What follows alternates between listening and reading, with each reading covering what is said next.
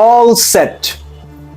অস্ট্রেলিয়ার বিপক্ষে বহু প্রত্যাশিত একটা সিরিজের প্রথম ম্যাচটা শুরু হতে যাচ্ছে। বাংলাদেশ অস্ট্রেলিয়ার বিপক্ষে প্রথম ম্যাচে ফেভারিট, আমার কাছে বাংলাদেশ ফেভারিট।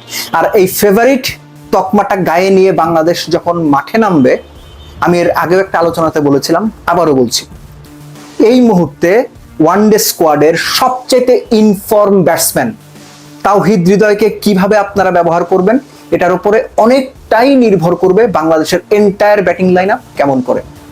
বেশ কিছুদিন আগে বাংলাদেশের ড্রেসিং রুমে আলোচনা হয়েছিল, টপ অর্ডার থেকে 100 করতে হবে, সেঞ্চুরি করতে হবে।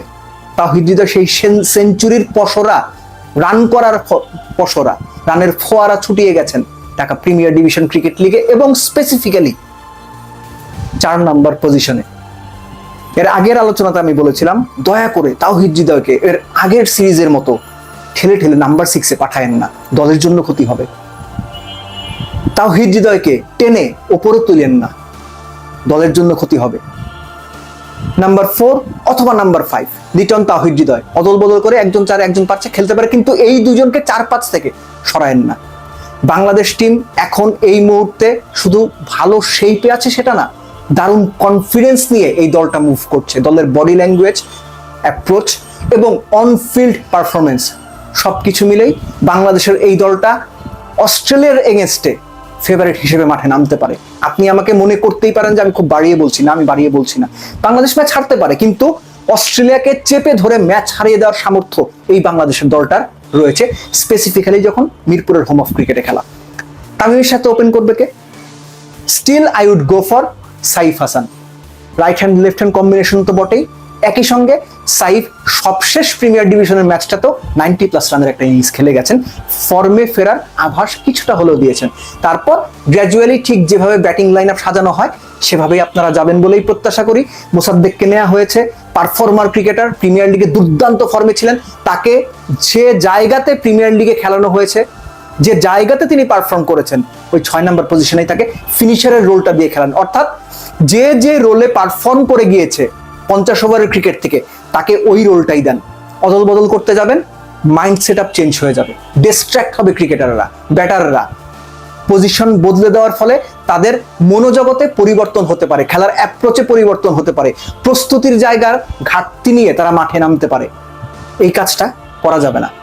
ইউজুয়ালি যেটা হয় যে বাংলাদেশ এখন 5 জন স্পেশালিস্ট বোলার নিয়েই খেলে, 3 জন pacer, most likely Mustafiz, Taskin, Nahid Rana.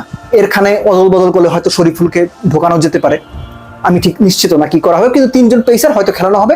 Rishad থাকবেন, মিরাজ, সাথে আপনার বেটার অপশন হিসেবে মুসাদ্দেক তো রয়েছেনই। মুসাদ্দেক দুর্দান্ত অফ স্পিন করেন, এটা আমরা জানি। তো সব মিলে বাংলাদেশের এই দলটার প্রপার পোটেনশিয়াল রয়েছে অস্ট্রেলিয়াকে ম্যাচ হারানোর।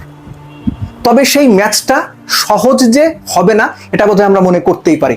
এবং আরো একটা বিষয় ইম্পর্টেন্ট হয়ে ওঠে, সেটা হচ্ছে যে অস্ট্রেলিয়া বা যে কোনো বড় টিম ওপেনিং, ফিনিশিং কিংবা স্লগের সময়টা, পাওয়ার প্লে সময়টা কিভাবে ইউজ করে, কিভাবে পাওয়ার হিটিং করে, দ্রুত রান বের করে, এগুলো তো আমরা দেখে অভ্যস্ত।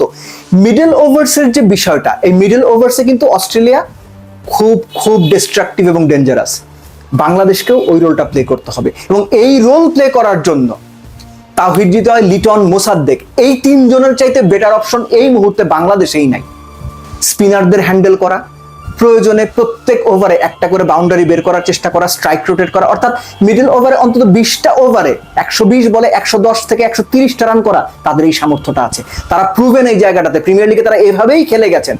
সো তাদের ওপর অনেক কিছু নির্ভর করবে। আবার বাংলাদেশের বোলার যারা রয়েছেন তাদের এনশিওর করতে হবে পাওয়ার প্লে, ফিনিশিং তো বটেই, স্লগ ওভার তো বটেই, ডেথ তো বটেই, মিডল ওভার্সটা যেন অস্ট্রেলিয়া খুব বেশি রান না তুলতে পারে। মিডল ওভার্সে যেন আমাদের স্পিনাররা, কিছু ক্ষেত্রে পেসাররা উইকেট তুলতে পারেন। অস্ট্রেলিয়ার সঙ্গে ম্যাচ খেলতে গিয়ে স্ট্র্যাটেজিক্যালি যত কম ভুল করা যায়, ট্যাকটিক্যালি অস্ট্রেলিয়াকে যত রকম ভাবে প্যাচে ফেলা যায় কিংবা চাপে ফেলা যায়, এগুলো এনশিওর করতে হবে। So good luck Bangladesh. অস্ট্রেলিয়ার বিপক্ষে প্রথম ম্যাচটা জিতে আপনারা সিরিজ শুরু করবেন, সেটা মনে প্রাণে প্রত্যাশা করি, বিশ্বাস করি এবং আশা করি। বাংলাদেশের কোটি কোটি ক্রিকেট ভক্ত তাকিয়ে আছেন মাইটি অজিদের বিপক্ষে। বাংলাদেশ প্রথম ম্যাচটা জিতে টপ নচ পারফরমেন্স করে সিরিজটা শুরু করবে। গো বাংলাদেশ, গুড লাক বাংলাদেশ।